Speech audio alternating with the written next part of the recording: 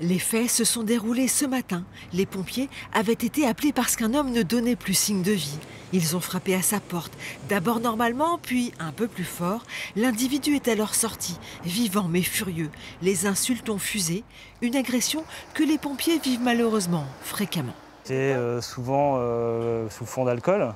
Sur fond d'alcool, les gens qui ne veulent pas venir avec nous, qui sont agressifs et puis qui nous agressent verbalement. Oui.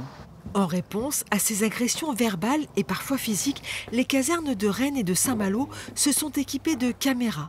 Les pompiers peuvent les déclencher à tout moment. Selon l'intervention, on va appuyer 2 fois sur le bouton là, ce qui fait que ça met la caméra en marche et elle revient sur les 30 secondes précédentes.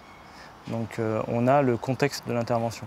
Et pour la couper, on fait un appui prolongé, tout simplement.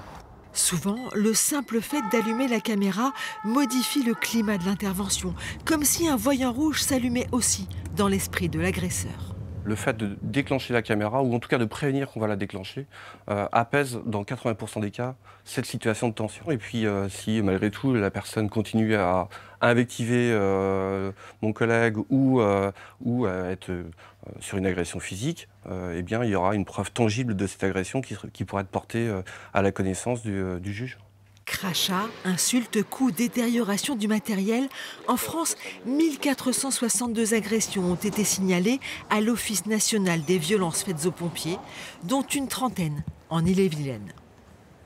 C'est déjà trop, mais au regard des 35 000 interventions qui sont faites en secours à personne, ça reste moins important. On pourrait relativiser, mais c'est déjà trop. Toute agression est une agression de trop. En 2020, à Lyon, 2 hommes avaient été condamnés à 7 et 9 mois de prison pour avoir violenté des pompiers. À l'audience, leurs collègues étaient venus rappeler que leur mission était de protéger et de sauver des vies.